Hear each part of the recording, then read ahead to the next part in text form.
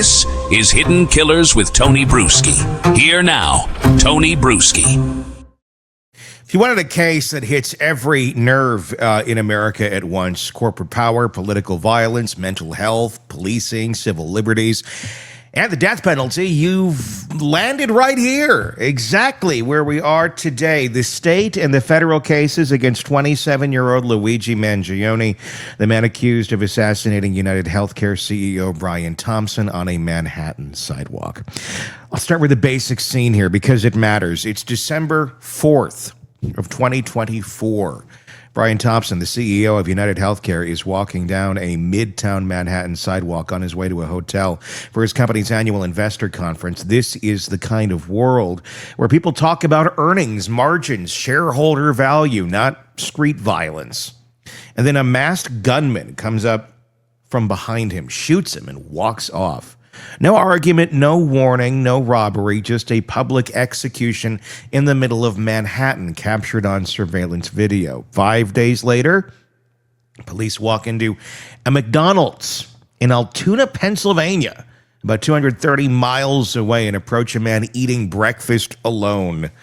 He's wearing a beanie and a medical mask, and according to prosecutors, that man is Luigi Mangione. They've had his image out of the news now for quite some time, up until the arrest on social media, tied to the surveillance stills from the shooting. Customers of the McDonald's think he looks a lot like the guy they've seen on TV. A manager calls 911. Police surround him and they start asking questions. 30-plus minutes later, he's in handcuffs. His backpack is in their hands, and the whole thing turns from mystery shooter to constitutional cage match, basically. Because here's where the case is right now. This is not just about what allegedly happened. It's about whether the prosecution gets to use some of the most explosive pieces of evidence they say they found that day at the McDonald's. In that backpack, police say they found a 9mm handgun and a notebook, not just any notebook. Prosecutors say it contained writings where Mangione talks about wanting to whack a health insurance executive, praises the Unabomber, rails against what he calls the deadly greed-fueled health insurance cartel, and suggests that killing an industry executive conveys a greedy bastard that had it coming. They also say the ammunition in that bag had words like delay, deny, and depose written on it, mirroring language used to describe how insurers allegedly avoid paying claims. So from the state's perspective, this is not a random street crime. This is a targeted ideological hit, a politically favored killing of a CEO tied to anti-health insurance rage and carefully written out in advance. From the defense perspective, though, the question right now isn't, what do those writings say? It's, does the jury ever get to see them at all? Mangione's lawyers are in court trying to slam the door on the backpack, the gun, and the notebook, and the statements he allegedly made around the time of his arrest. They're arguing that police crossed constitutional lines. They'll say they searched his bag without a warrant, that they questioned him without Miranda, and that anything that followed and flowed from that is contaminated. Again, that is why good policing matters. That's why good training matters. That's why everyone has to do their job right, because pieces of shit like him and his attorneys will try and find any little thing they can, any little way where the rules followed precisely, exactly. If they weren't, then none of this could have happened because someone, they didn't say the right words at the right time. So that means all this stuff, this evidence of you murdering him is just gone. Poof. That's the way some of the defense attorneys would like to have it. And that's the way it actually does work sometimes too, like it or not. That's why this multi-day evidentiary hearing that you're hearing about is big news. It's not the actual murder trial. It's the knife fight before the actual showdown, where each side is trying to decide what weapons they're even allowed to bring into the arena or talk about figuratively. On one of the courtroom monitors, jurors don't exist yet, but the judge does. So we've got surveillance video of the shooting, surveillance video of the McDonald's body cam video from officers, a 911 call from the manager who says, I've got a guy in my restaurant who looks like the suspect from the news. We've got testimony from correctional officers in Pennsylvania about what Mangione allegedly said in custody. And over at the defense table, you've got an Ivy League educated defendant from a wealthy Maryland family sitting there in a gray suit gripping a pen while lawyers argue over every second of his encounter with police. Let's talk about the legal stakes here because they are massive. On the state side, this case started out with murder and terrorism charges. New York prosecutors originally framed this as murder, as being an act of terrorism, including that the killing of a healthcare executive to send a political message fits that box. A judge has since thrown those state terrorism counts out. A big win for the defense, but second-degree murder and related charges remain. That still means Mangione faces 25 to life if convicted in state court, but that's only half the board. On the federal side, he's still charged with terrorism-related murder, and the U.S. Justice Department, under Attorney General Pam Bondi, is actively seeking the death penalty. The feds have laid out their theory that this was political violence aimed at intimidating or retaliating against a segment of the population, that there was significant planning, stalking, writing, and that doing it on a busy Manhattan sidewalk put other people at risk of being killed as well.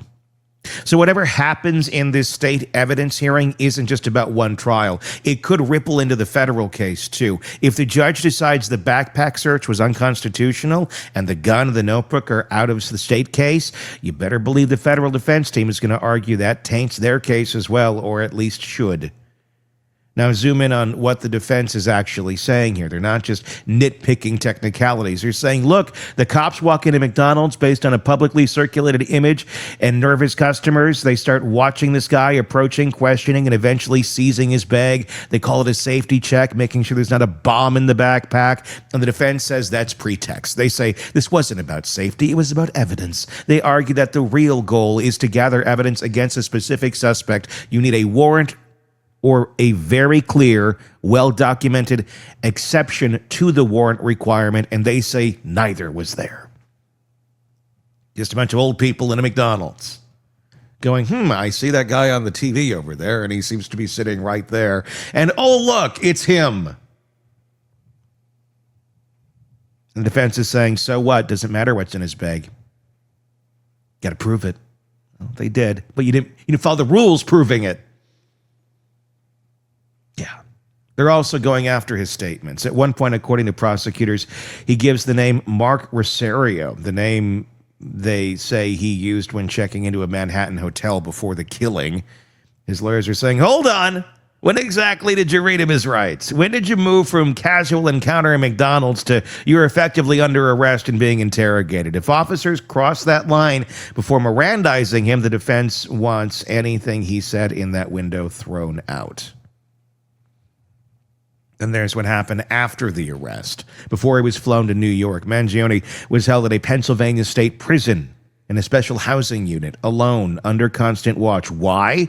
According to testimony, prison officials didn't want an Epstein-style situation. In other words, they were terrified that this very high-profile detainee might end up dead in custody, and they didn't want to be the next scandal. So they put him in isolation, far from other inmates, on near constant observation. Correctional officers say Mangione talked to them about his travels in Asia, about gang violence in Thailand, about private versus nationalized health care. One officer says Mangione asked whether the media was more focused on him or the crime, like a narcissist does. Another says Mangione volunteered that he had a backpack with foreign currency and a 3D printed pistol at the time of his arrest. The defense is basically screaming, why would he just blurt that out? And if he did, were you questioning him? Were you trying to get him to talk without a lawyer? Where's the line between casual conversation and custodial interrogation? Well, it's a line that's called narcissism, and your client tends to have it. And when there's an audience and he thinks people are going to hear his beautiful voice say something, he's going to speak. And it looks like he did. If the judge decides those conversations were effectively interrogations without proper protections, those statements could be out too. See? This stuff matters. This is why training matters. This is why having people do their jobs responsibly matters. Because you don't want these issues. And let me remind you of this here, though, too.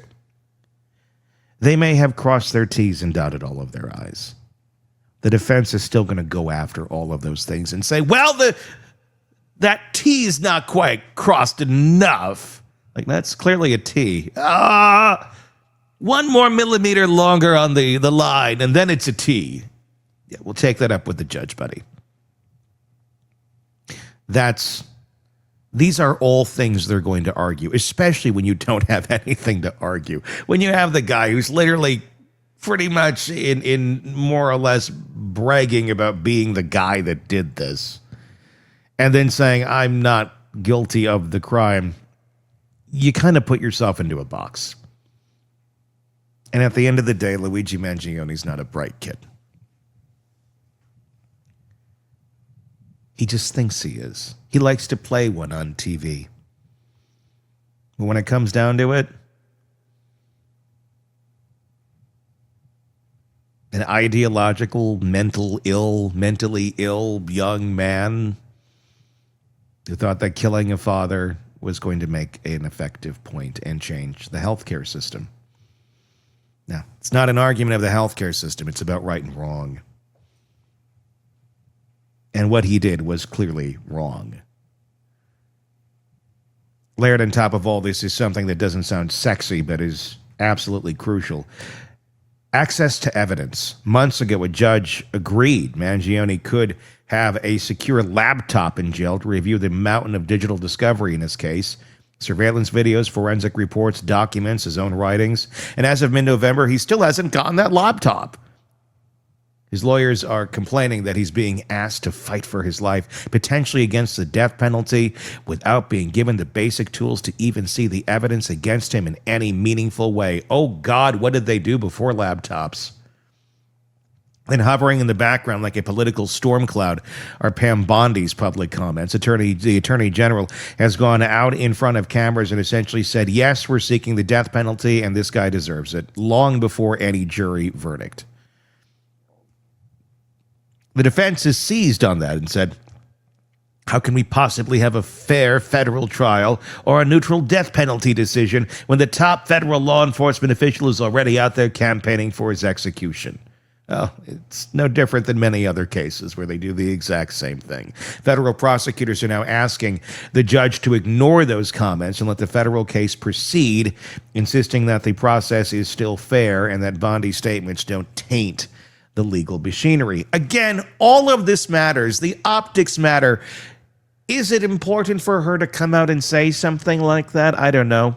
But if it's going to clog up the machine in some way, shape, or form, I don't know. Let's err on the side of let's get this guy prosecuted. And if death is the goal, well, then let's get the path of least resistance to it and not keep finding ways of destroying our path there. So we've got this strange mix. On one side, a case that looks on paper devastating for the defense. A CEO shot from behind, video evidence, a suspect found days later with a gun and a notebook allegedly spelling out the ideology and the plan, plus ammunition literally scribbled with signals and slogans aimed at the insurance industry. On the other side, a defense team that has already knocked out state terrorism charges and is now aiming straight at the foundation, the search, the statements, and the logistics of how his investigation was handled. And in the middle of all this, you have a man sitting in court in a gray suit, calmly taking notes, while some of his supporters in the gallery wear shirts that say things like, without a warrant, it's not a search, it's a violation, or clutch Luigi dolls, like the whole thing is part of a legal cartoon, part of a political cause, part internet fandom, part mental illness on the part of anybody that's looking at Luigi as a folk hero. Here's why this hearing matters far beyond Luigi Mangione. If the judge allows the gun and the notebook in, the state's narrative looks incredibly strong.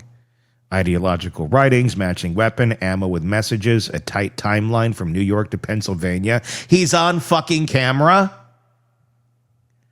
And the state trial, whenever it's finally scheduled, Becomes a question of, can the defense poke enough holes in identification, mental state, and causation to create reasonable doubt in the face of all of that? If the judge throws the gun and the notebook out, suddenly the case looks very different. You still have a surveillance footage of the shooting, which is important. You still have Mangione's arrest. You still have travel patterns and whatever digital footprint investigators have built. But the punch, this is what he wrote, this is what he carried, this is what he literally wrote on the bullet's punch, gets a lot softer. And the federal government's still chasing a death sentence has to either find a way around that ruling or convince a court that its case is somehow insulated from whatever the state judge decides. And beyond the courtroom tactics, the case is a cultural test. If you hate big insurers, you'll see the narrative some of Mangione's online supporters are trying to sell, that this is some kind of twisted resistance act against greedy cartels. And he was targeting a system that, in their view, harms people. If you're worried about political violence creeping into American life, you look at this and think, we're now at the point where CEOs are getting gunned down on sidewalks over public policy grievances. If you're focused on civil liberties, you're looking hard at the backpack search, the prison conversations, and the laptop delay and asking, do we actually care about due process when the alleged crime is politically charged and the victim is powerful? And the truth is, all these threads are running at once. You can believe that America's healthcare system is broken. It is. And exploitative. And still believe that stalking and executing a CEO in public is evil. You can think the evidence against Mangione looks damning and still believe the police have to follow the Constitution. You can think the death penalty is wrong, period, and still think the government will try to use this case as a showpiece for how tough it's willing to be. Right now, what's happening in the Manhattan courtroom isn't about solving those moral questions. It's about rules. Did the police follow them? Did they bend them? Did they break them? And if they did, is the remedy to exclude some of the most important evidence in a case that has the entire corporate and legal world watching? Because the stakes here aren't small. On the table is life in prison in New York State. On the table is the federal government killing a U.S. citizen after labeling this an act of terrorism. On the table is what message gets sent to CEOs, to activists, to law enforcement about what happens when political rage crosses over into bullets. So as we watch this hearing roll on with the surveillance clips, the 911 calls, the prison officers testifying, the arguments over what was said, when, and under what circumstances, remember this. We're still at the stage of deciding what the jury will be allowed to know. The public narrative is still being edited in real time by a judge in a wood-paneled room. And when this finally goes to trial, state or federal, you're going to hear a story about an allegedly obsessed young man, about a powerful CEO, about rage at an entire industry, and about a shooting that took less than a minute, but could define how we think about political violence and corporate power for years. But before we ever get to that jury, we're watching something just as important play out. Whether the system that loves to say no one is above the law actually applies the same standard to itself. Because if the state wants to show a jury a backpack full of guns or a gun, foreign currency, and a notebook fantasizing about killing executives, it has to prove it got there the right way. And that right now is the story. Your thoughts in the comments section on YouTube. It's a lot of people fired up, this story. I get it. I've had my own horrible fights with insurance companies. And there's nothing more angering and ignorant than someone saying, it seems to be working just fine for me. It works great. Really, what sort of medical issues have you ever had or dealt with in your family that you've dealt with the medical and the insurance system? Well, I had a pinky surgery. That's great. Pre-planned? Yeah, okay. It went great. Oh, great. Oh, nobody else's problem. Really? What about all these people over here? Well, it wasn't me. I hear that one a lot. I don't know about you.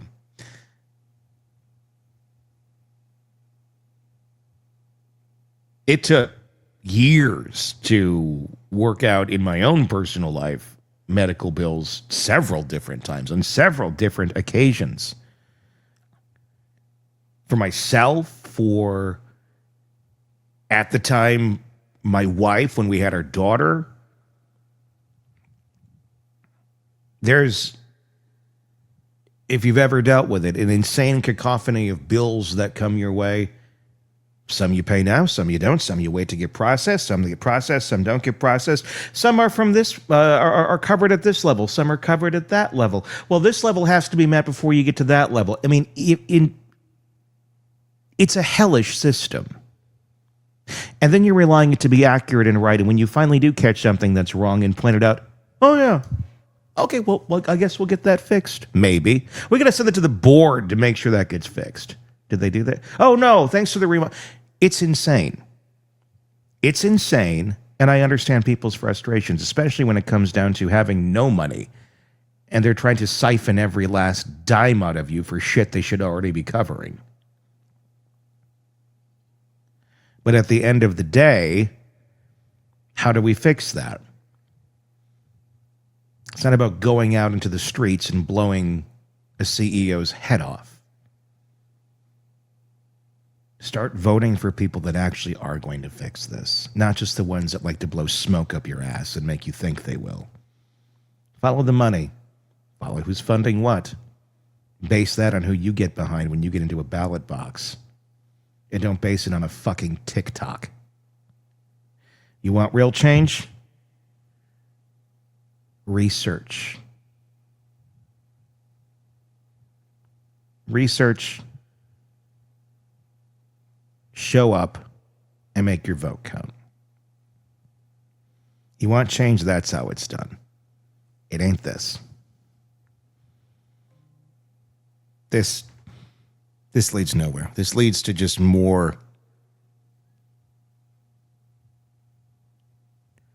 arguments, more hate, more frustration, and more of nothing truly getting done. And the people that actually do have the power to make change, well, they get a pass because we're arguing about this dope and not those dopes that refuse to do anything in the interest of their constituents that put them there in the first place. So truly decide who you want to be angry at. And sometimes it might be ourselves for putting the wrong people in power that don't do what they say they're going to, or that we don't demand better of them. Give me your thoughts in the comments section on YouTube. I'm Tony Brueski. We'll talk again real. Want more on this case and others? Then press subscribe now and don't miss a moment of true crime coverage from Tony Brueski and the Hidden Killers podcast.